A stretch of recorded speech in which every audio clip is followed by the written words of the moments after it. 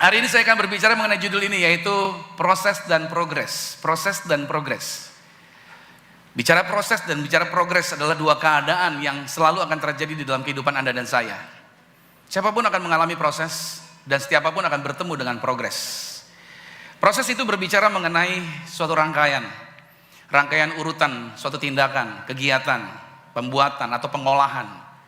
Proses untuk menghasilkan sesuatu. Untuk menjadikan ini tentunya ada sebuah proses yang dijalani sehingga tampillah hasilnya seperti ini. Nah, progres itu sendiri berbicara mengenai suatu kemajuan. Progres artinya di dalam sebuah proses itu ada kemajuan, ada hasil-hasil yang tercapai. Ada peningkatan, bergerak terus maju. Kalau kita bicara visi, itu bicara tentang kemajuan. Minggu lalu kita berbicara mengenai dealing with change, berbicara mengenai perubahan. Kita akan terus bergerak maju, terus bergerak maju. Dunia ini terus berubah.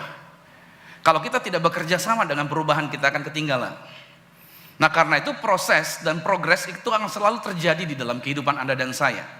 Proses lebih banyak berbicara kepada sesuatu yang sedang dilakukan. Sedangkan progres adalah kemajuan-kemajuan yang sudah mulai tercapai. Dalam pekerjaan di kantor kita, dalam bisnis kita, tentu ada bagian proses, tentu ada bagian progres juga yang kita akan alami. Dalam kehidupan manusia ini juga, manusia juga perlu dan pastinya menghadapi dalam proses. Sampai kita berdiri hari ini pun ada proses. Kita lahir sebagai baby, ya kan? Lihat perkembangannya terus.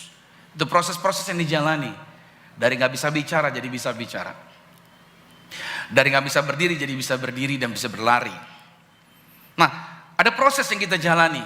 Bahkan agar bisa mencapai apa yang dinamakan sebuah progres, itu pastinya perjalanan itu disebut dengan sebuah proses. Menjadi dewasa itu juga proses, betul ya? Menjadi orang kaya tidak mendadak, betul nggak sih? Pasti ada proses. Untuk menjadi pengusaha hebat, perlu proses nggak? Pasti. Seorang Ciputra tidak langsung jadi seorang entrepreneur yang hebat. Perlu waktu puluhan tahun, artinya ada proses yang dia jalani. Untuk seorang memiliki pangkat jabatan, juga ada proses yang dijalani. Untuk menjadi pandai, ada proses. Dalam proses belajar, itu bagian daripada proses. Artinya apapun pencapaian di dunia ini, akan menjadi bermakna, jika dilewati dengan sebuah proses. Oke. Bahkan dalam sebuah proses itu, bila mana saudara sudah mengalami suatu pencapaian, kita bisa bersaksi sama orang, kamu tahu nggak, saya sampai hari ini bisa ada di sini, di posisi sekarang nih, yang saya capai nih, itu perjalanannya seperti ini. Nah, itu prosesnya, kita bisa ceritain. Bahkan dari rumah sampai ke sini pun ada proses nggak? Ya, mesti siap-siap dulu, mandi dan pakai baju, pilih baju, keluar rumah, lewat jalan dan segala macam, sampai akhirnya di tempat ini juga. Ada proses yang kita jalani. Nah, sesuatu yang dicapai secara instan biasanya itu tidak akan pernah bertahan lama. Banyak kelemahannya karena memang kebanyakan cuma polesan di area luar semata. Beda dengan proses. Karena proses itu biasanya lebih kekal. Karena ada nilai-nilai yang terinternalisasi di dalamnya. Itu bedanya dengan yang sesuatu yang instan. Tapi dengan sesuatu yang di dalam proses itu akan lebih kekal. Contoh yang instan, kalau Anda gampang jatuh cinta sama seseorang, lihat seseorang langsung gampang jatuh cinta dan langsung mau saja bangun hubungan dengan orang itu tanpa belajari orang itu dulu, lihat latar belakangnya, apa sih orang ini seperti apa sih, dan segala macam Anda pelajari dia. Dan saya cuma mau katakan bahwa hubungan seperti ini tentunya tidak akan bertahan lama, karena tidak dijalani dengan sebuah proses. Sebaliknya kalau Anda menjalani sebuah hubungan dengan sebuah proses di dalamnya, yaitu Anda pelajari dia dulu. Latar belakang orangnya, agamanya apa, hari-harinya seperti apa, bagaimana sikap-sikapnya, kegiatan dan segala macam. Dan Anda bekerja sama dengan Tuhan, dengar-dengaran dengan Tuhan, sehingga Tuhan bimbing dan Tuhan tuntun Anda untuk Anda berjalan sesuai dengan petunjuk Tuhan. Maka hubungan yang seperti ini di dalam sebuah proses itu akan menguntungkan Anda, dan itu akan membuat progresnya semakin hari semakin baik. Ada amin. Jadi artinya saudara yang dikasih Tuhan, kecenderungan manusia kita pengennya hanya maunya instan. Padahal di dalam sebuah proses itu akan mendapatkan satu pembentukan yang luar biasa. Kita menjadi biasa melakukan sesuatu hal karena sesuatu itu melekat pada diri kita. Akibat apa? Karena proses yang berlangsung secara kontinu. Jadi apapun yang kita berproses terus menerus, itu akan membuat Anda semakin hari semakin matang. Saya juga tidak mungkin bisa bicara di depan begini juga kalau tidak di dalam sebuah proses. Ada proses yang saya jalani sehingga kita bisa berdiri, berbicara dan menyampaikan bagian yang memberkati setiap jemaat Tuhan. Nah, untuk bicara mengenai proses ini, saya akan bawa saudara untuk kita melihat satu kejadian yang menarik di dalam Alkitab, di dalam Markus 11. Pada ayat 12 sampai dengan ayat yang ke-14 dikatakan begini. Keesokan harinya, sesudah Yesus dan ke-12 muridnya meninggalkan Betania, Yesus merasa lapar dan dari jauh dia melihat pohon ara yang sudah berdaun. Yesus mendekati pohon ara tersebut untuk melihat kalau Yesus mendapatkan apa-apa pada pohon tersebut. Tetapi waktu Yesus tiba di situ, Yesus tidak mendapat apa-apa selain daun-daunnya saja, sebab memang bukan musim buah ara. Maka kata Yesus kepada pohon itu, jangan lagi seorang pun makan buahmu selama-lamanya. Dan murid-muridnya pun mendengar apa yang Yesus katakan. Nah, dalam kejadian ini ada yang menarik, saudara. Yang menarik adalah bahwa ada sebuah pohon, yaitu pohon ara, mempunyai daun, tapi ternyata tidak ada buahnya. Aturan mainnya seperti ini. Buah ara itu dia berbuah lebih dulu daripada daunnya. Jadi buahnya dulu baru daun. Atau kalau daunnya sudah ada berarti buahnya juga harus ada. Jadi tidak pernah daunnya dulu baru buahnya. Nah, aturan mainnya seperti itu. Itulah sebabnya begitu Yesus lihat pohon ara, daunnya lebat, dia menghampiri, mencari sesuatu dan tidak menjumpai. Ternyata di situ tidak ada buahnya. Dan ini yang menarik, saudara. Yesus memerintahkan kepada pohon ara tersebut, engkau tidak akan dinikmati oleh orang lain lagi. Artinya pertumbuhan mau berhenti sampai di situ. Nah, pertanyaannya kenapa Yesus marah dengan pohon tersebut? Ya kan? Pohon ara ini, saudara, kalau kita mau bicara bahwa yang bikin tanaman di dunia ini siapa sih? Yesus sendiri kan? Dia yang buat semua tanaman. So tentunya Yesus tahu bagaimana cara prosesnya pohon ara itu akan berbuah. Tapi menarik sekali bahwa pohon ini hanya hijau daunnya tapi tidak punya buahnya. Atau kalau saya mau gambarkan bahwa ini seperti keadaan pohon ini munafik sebenarnya. Pohon ini tersesat. Dia kelihatannya hijau tetapi tidak menghasilkan apa-apa. Ini menjadi gambaran bagi kehidupan anak-anak Tuhan di dalam dunia ini. Jangan sekedar kita tampilan luarnya saja oke, tapi tidak memiliki buah. Kehidupan anak-anak Tuhan harusnya menghasilkan buah. Karena pohon yang baik dilihat dari daunnya, betul? Tidak, tapi dilihat dari buahnya. Buahnya layak akan dirasakan oleh orang. Dan pohon ini tidak menghasilkan buah. Pohon ini berpura-pura kelihatannya bagus, tapi ternyata pohon ini tidak menghasilkan buah. Ini yang menjadi pelajaran berharga bagi setiap kita. Bapak Ibu Saudara yang kasih Tuhan, apakah kita sedang belajar seperti Yesus? Kalau kita berjumpa sesuatu yang tidak ideal, lantas langsung kita berkata, saya kutuk kamu. Begitu? Kalau kita ketemu dengan orang yang bikin kita sebel, orang ini sudah pelayanan tapi hidupnya masih kayaknya sama orang dunia beda-beda tipis, apa yang kita lakukan? Langsung kita kutuk dia. Amin? Kita belajar seperti Yesus kan? Kita langsung kutuk saja orang ini biar dia tidak hidup lagi. Begitu kan? No. Kalau kita baca satu teks, kita baca semua teksnya. Satu perikop ini berbicara tentang apa sih? Apakah perikop ini berbicara tentang Yesus mengutuk dan kita sedang belajar bagaimana mengutuki orang lain? Tidak. Teks ini tidak sedang berkata begitu. Tapi Yesus sedang menunjukkan suatu pelajaran kepada murid-muridnya mengenai kuasa daripada perkataan. Sama-sama katakan kuasa daripada perkataan. Ya, ini akan saya ajak saudara bahwa sesuatu yang belum terjadi di masa depan tergantung terjadinya apa oleh apa yang kita sebutkan hari ini. Itu sebabnya kuasa perkataan kita itu akan kita pelajari, itu akan memberi pengaruh yang besar bagi kehidupan masa depan kita. Dan murid-muridnya melihat kejadian itu dan keesokan harinya mereka melihat bahwa pohon yang tadinya kemarin Yesus bilang tidak akan berbuah lagi, tidak akan dinikmati lagi, telah kering sampai dengan ke akar-akarnya. Mari kita lihat ayatnya, kita lanjutkan lagi ayatnya. Markus 11 ayat 20-nya.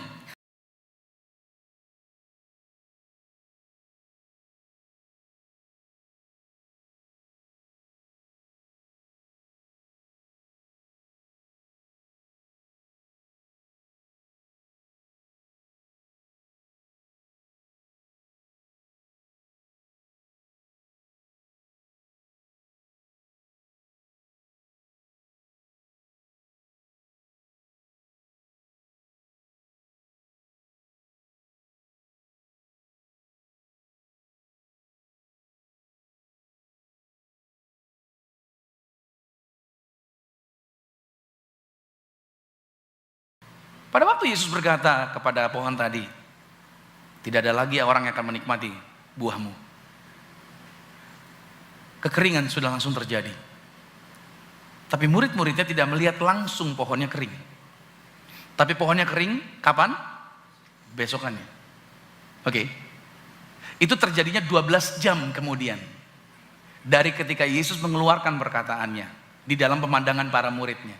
Tapi tahukah saudara bahwa kekeringan itu langsung terjadi pada waktu Yesus berbicara, dia langsung terjadi bukan pada batang luarnya, tapi terjadinya di dalam tanah. Karena akar itu adanya di dalam tanah. Akar itu tidak kelihatan, akar itu di bawah.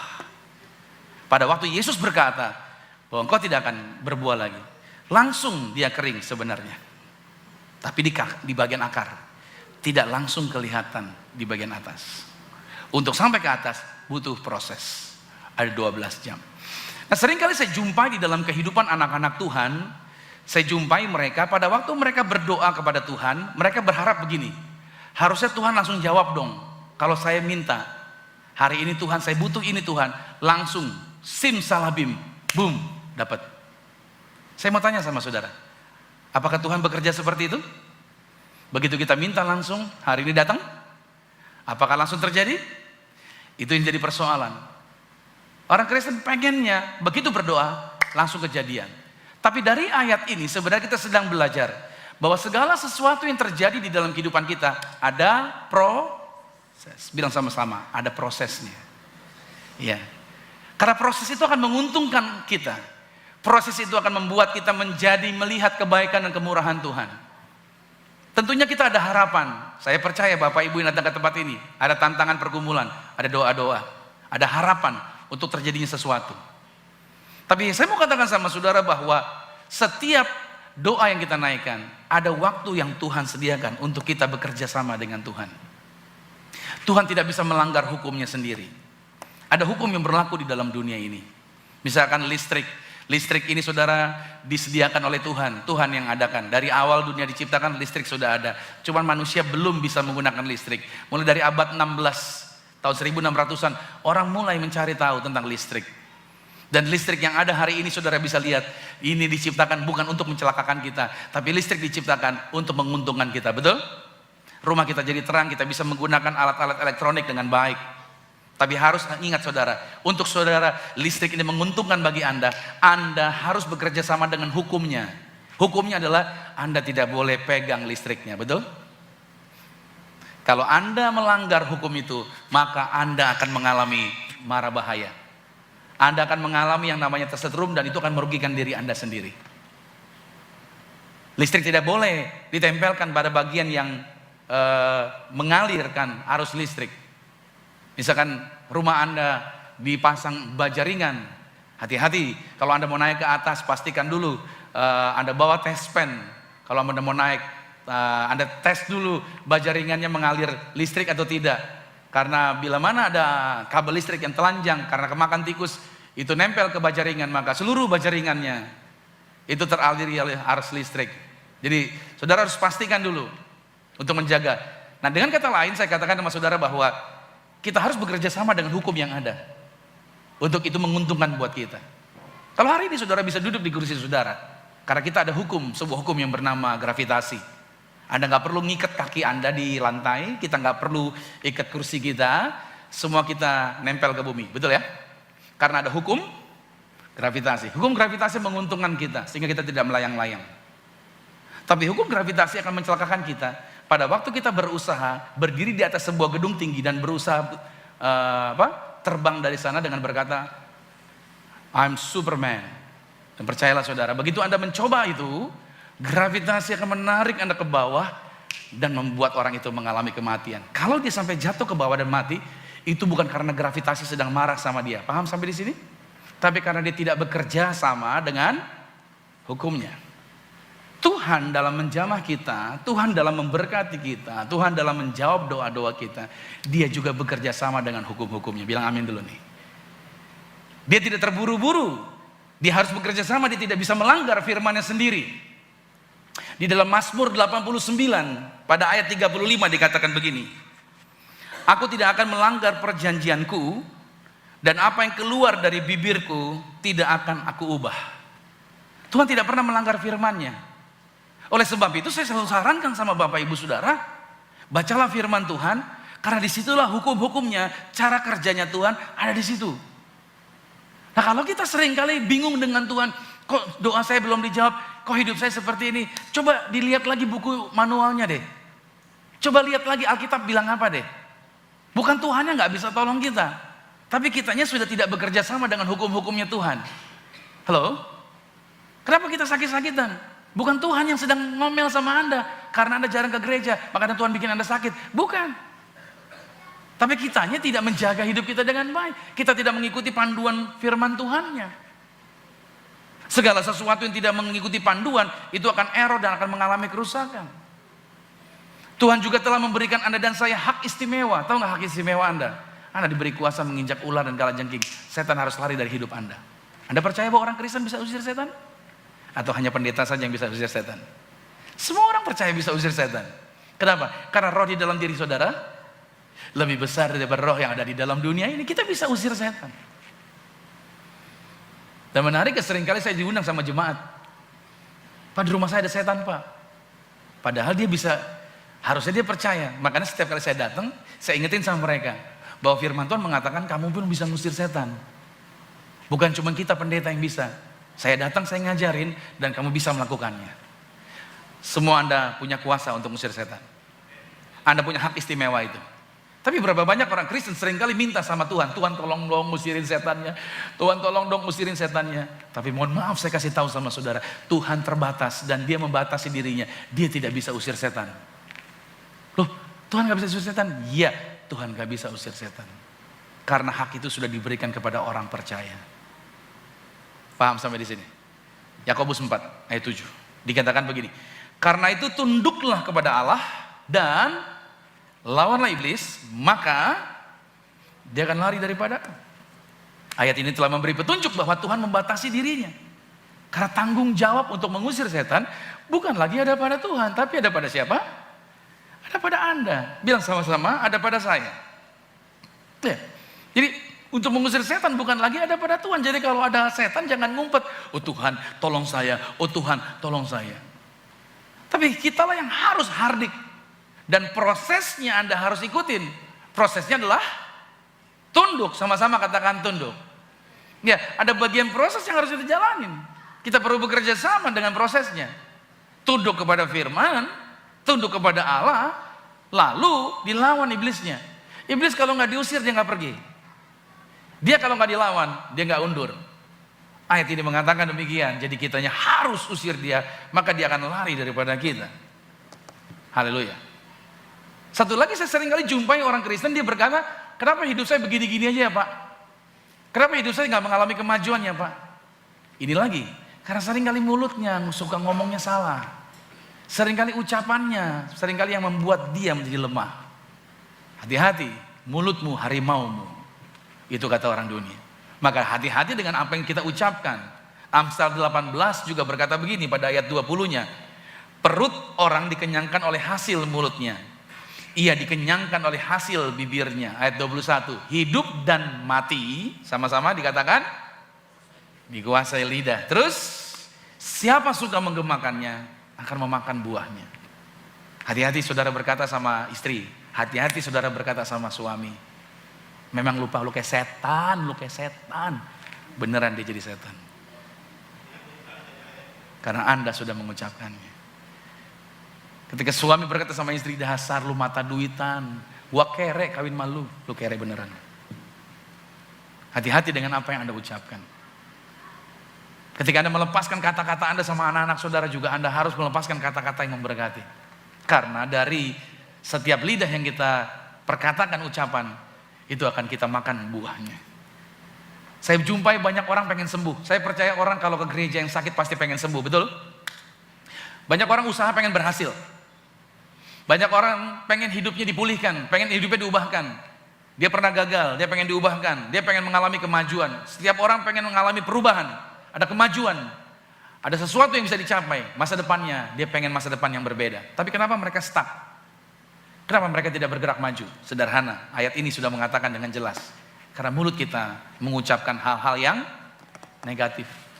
Kita mengulangi kata-kata dokter. Dokter bilang umurmu tinggal segini. Anda kemana-mana bilang begini, kata dokter umur saya tinggal segini. Saya tidak bertentangan dengan dokter. Halo? Tapi please, hidup Anda bukan di tangan dokter.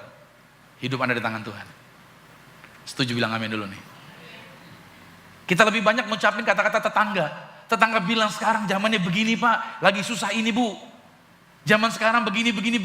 Lantas kalau kita kemana-mana kita ngulangin lagi, iya ya. Banyak orang bilangnya begini, banyak orang bilang begini. Berhentilah saudara, kalau saudara mau mengalami kemajuan, kalau saudara mau mendapatkan progres dalam kehidupan Anda, berhentilah ngomongin apa yang orang lain katakan, amin. Ucapkanlah apa yang Tuhan katakan. Halo? Perkatakanlah apa yang Tuhan katakan. Maka kehidupan Anda akan menjadi berbeda, kehidupan Anda akan menjadi matang, kehidupan Anda akan menjadi luar biasa. Saya percaya bahwa setiap hari Anda bisa sembuh. Walaupun hari ini mungkin saudara berdoa, tapi fisik Anda belum mengalami perubahan. Ingat baik-baik tadi sudah saya katakan, semua yang Tuhan kerjakan butuh apa tadi? Proses. Sebenarnya saudara jangan ngikutin apa yang kata tubuh Anda. Aduh, udah dah, memang saya begini nih. Saya sakit nih, begini nih. Istri saya pernah, waktu mau Natalan kemarin, dia udah mulai agak sedikit sakit. Dia bilang, Tuhan, saya sembuh, saya sehat, saya tidak sakit. Karena mau tanggal 15 event besar kemarin bulan Desember. Tapi dia nambahin lagi, sakitnya habis Desember aja deh Tuhan, betulan saudara. Desember dia nggak sakit, Januari dia sakit. Itu yang terjadi. Karena dia melepaskan kata-kata tadi. Sehingga Anda harus pahami baik-baik saudara. Gereja ini juga kita harus memperkatakan kata-kata yang besar. Amin. Pelayanan kita juga kita perkatakan kata-kata yang besar. Kita harus mengatakan bahwa setiap jemaat yang ada, mereka tertanam, mereka akan jadi dewasa, mereka akan jadi luar biasa. Pelayanan ini tidak biasa-biasa. Pelayanan ini akan semakin hari semakin berkembang dan semakin mengalami kemajuan. Kita yang harus melepaskan kata-kata berkat bagi apa yang kita kerjakan. Halo. Amin. Lepaskan berkat bagi tubuhmu. Katakan bahwa tubuhmu sehat. Makanya saya katakan sama saudara, bagian-bagian proses ini dalam kehidupan kita itu akan mendewasakan kehidupan kita. Sehingga kita akan mengalami kemajuan-kemajuan dan itu akan jadi berkat bagi orang-orang di sekitar kita. Sekarang pertanyaannya begini, bagaimana sikap kita dalam menyikapi proses dan progres yang Tuhan ajarkan bagi kita? Bagaimana sikap kita? Sekarang kita belajar mengenai proses, ada progres. Dan bagaimana sikap kita dalam menghadapi ini? Untuk kita menghadapinya. Tuhan yang mengajarkan bagian ini tentang pohon yang tadi ada bagian proses. Dan percayalah saudara, apa yang gak kelihatan di dalam pandangan mata kita, di alam roh itu sudah Tuhan sediakan. Amen. Yang pertama sikap kita ini, sama-sama katakan tetap percaya. Ayo yang keras katakan, saya tetap percaya. Ya. Pada waktu kita menyikapi proses dan progres yang terjadi dalam kehidupan kita, saya mau arahkan saudara, tetap percaya. Markus 11 ayat 22, Yesus menjawab mereka, katanya begini, percayalah kepada Allah. Sama-sama katakan percayalah kepada Allah. Ya, iblis saudara, dia akan berusaha membuat Anda menjadi ragu akan Tuhan. Kenapa? Karena proses seringkali membutuhkan waktu untuk mewujudkannya. Betul gak sih? Iblis akan berkata, tuh mana Tuhan gak jawab. Mana tuh lama. Tuh dia udah janji mana tuh. Sehingga kita mulai dibikin apa? Ragu. Yang jomblo ya kan mulai ragu. Mana tuh tiup kue ulang tahun masih sendirian. Tuh. Mana? Ya kan? Kita lagi bangun bisnis sesuatu ya kan? Kita udah berdoa sama Tuhan, kita percaya Tuhan jawab. Iblis datang lagi. Iblis bilang, "Mana realisasinya? Kurang malah jadinya." Gitu. Iblis akan coba membuat Anda bimbang. Dia akan serang pikiran saudara sehingga saudara akhirnya berpikir, iya juga ya. Tapi hari ini saya mau ingatkan sama saudara, proses dan progres yang Tuhan ajarkan buat kita, belajar tetap percaya. Sama-sama katakan tetap percaya. Kita mungkin belum lihat yang di depan sana, belum kelihatan nyatanya. Tapi apa yang kita ucapkan hari ini, itu akan kita percaya bahwa itu akan terjadi bagi kehidupan kita. Amin. Oleh karena itu, kalau saudara mau mencapai hasil di dalam perjalanan proses ini, langkahnya adalah tetap percaya. Kalau Tuhan bilang iya, pasti iya. Kalau Tuhan bilang jadi, pasti jadi. Nggak gampang buat seorang Abraham menunggu kehadiran anak yang dinantikan. Tapi kalau Tuhan sudah berjanji, dia pasti menggenapi. Yesaya 55 pada ayat yang ke-8 berkata, sebab rancanganku bukan rancanganmu, dan jalanmu bukan jalanku. Demikianlah firman Tuhan. Berarti jalan Tuhan jauh lebih tinggi daripada jalan kita. Rancangan Tuhan jauh lebih hebat daripada apa yang kita rancangkan. Kita terbatas, tapi Tuhan kita tak terbatas. Yang kedua, sikap kita adalah kita berkata bukan kepada Tuhan, tetapi kita berkata kepada masalahnya. Jangan berteriak kepada Tuhan tentang masalahmu. Banyak kali orang berbicara sama Tuhan, Tuhan betapa besarnya masalah saya, Tuhan betapa banyaknya pergumulan saya. Oh Tuhan, Engkau melihat masalah-masalah saya. Kenapa banyak orang Kristen ketika mereka berdoa dan mereka mengaminkan doa mereka dengan keadaan lesu? Sederhana, karena yang mereka ucapkan, yang mereka doakan adalah masalah-masalah mereka. Mereka sebutkan di hadapan Tuhan, ini semua masalah kami. Pertanyaan saya sederhana, apa Tuhan gak tahu masalah kita? Oh, sudah tahu kali. Itu sudah tahu, sebelum Anda ucapin juga dia sudah tahu masalah kita. Kenapa kita ngulang-ngulangin lagi? Itu persoalannya. Makanya kenapa kita lemah? Makanya kenapa kita tidak menghasilkan sesuatu, tidak tercapai apa yang kita rindukan? Karena kita berkata-katanya kepada Tuhan tentang masalah kita. Tapi hari ini dibalik. Kita harus berkata kepada masalahnya, bahwa kita punya Tuhan yang besar. Halo? Markus 11 ayat 23 berkata, aku berkata kepadamu sesungguhnya barang siapa berkata kepada gunung ini, lihat bukan kepada Tuhan tapi berkata kepada gunung, artinya masalah ini, beranjak dan tercapaklah ke dalam laut, asal tidak bimbang hatinya tetapi percaya bahwa apa yang dikatakan akan terjadi, maka hal itu akan terjadi baginya. Sederhana. Saudara, apa yang menjadi masalah Anda hari ini? Apa pergumulan Anda? Perkatakan kepada masalahnya, maka masalahnya akan undur dari hidup Anda. Anda akan mengalami sukacita, Anda akan mengalami kemenangan. Tuhan Anda besar, lebih besar daripada masalah Anda. Halo? Gak gampang pada waktu saya menjalani bersama dengan istri saya. Pada waktu menjalani situasinya, tidak mudah. Tapi saya melihat Tuhan saya jauh lebih besar dari masalah yang saya hadapi. Dan saya percaya, Tuhan sanggup buka jalan. Apa yang mustahil bagi saya, bagi Tuhan gak ada yang mustahil. Jadi apa yang saya lakukan? Saya berkata, bagi Tuhan gak ada yang mustahil, bagi saya yang percaya juga tidak ada yang mustahil. So hari ini percayalah, Tuhan yang besar akan membuat jalan keluar bagi hidup Anda dan saya. Yang ketiga saudara, kalau yang pertama tadi kita berbicara mengenai tetap percaya, yang kedua berkata kepada masalahnya, sekarang yang ketiga ini, apa? Teruslah bergerak maju, walaupun belum terlihat hasilnya. Terus maju saudara. Kalau kau percaya bahwa Tuhan akan membukakan jalannya, membuat kau berhasil, dalam proses yang kita jalan ini, terus bergerak maju. Dalam kehidupan pendewasaan rohani, dalam kehidupan kita berjalan bersama dengan Tuhan, ketika Tuhan berkata keluar dari tempat tinggalmu ke tempat yang aku tunjukkan, Abraham berjalan saja bersama dengan Tuhan. Tapi dalam perjalanan tersebut, disitulah ada bagian proses pendewasaan, disitulah ada bagian pengikisan daripada kedagingan kita, disitulah ada proses di mana kita belajar bergantung sama Tuhan, disitulah kita mulai melepaskan egoisnya kita nggak mementingkan kepentingan diri kita lagi, kita mulai belajar untuk mengikuti apa yang menjadi kehendak Tuhan, itu yang terbaik bagi kehidupan kita. Anak-anak Tuhan jangan berhenti, terus bergerak, terus maju. Makanya pada ayat 24 dari Markus 11 dikatakan, karena itu aku berkata kepadamu, apa saja yang kamu minta dan doakan, dikatakan, percayalah bahwa kamu telah menerimanya.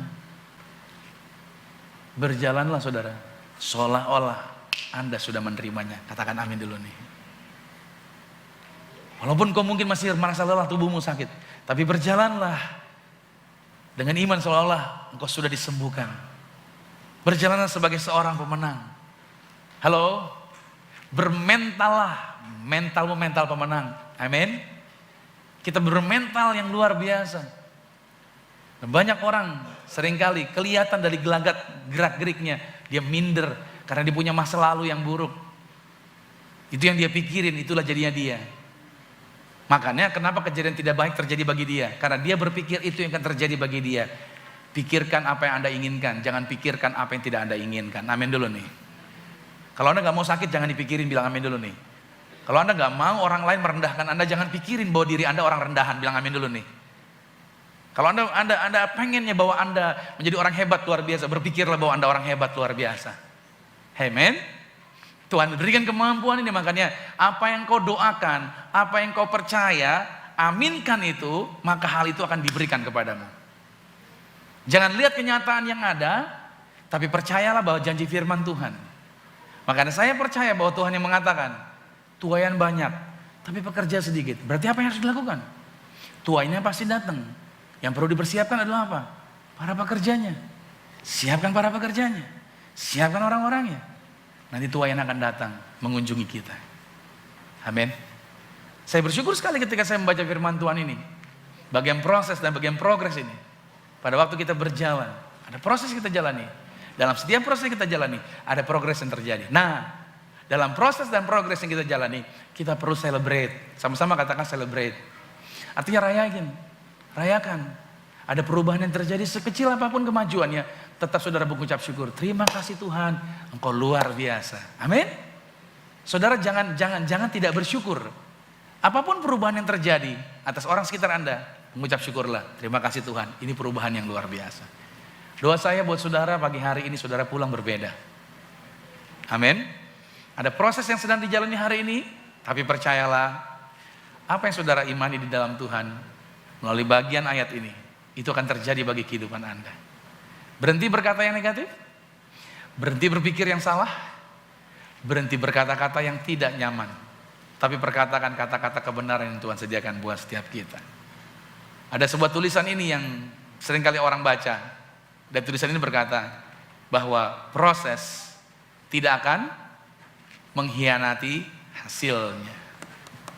Jadi kalau saudara sekarang sedang berjalan dalam sebuah proses, jangan takut, jangan sedih, jangan mundur.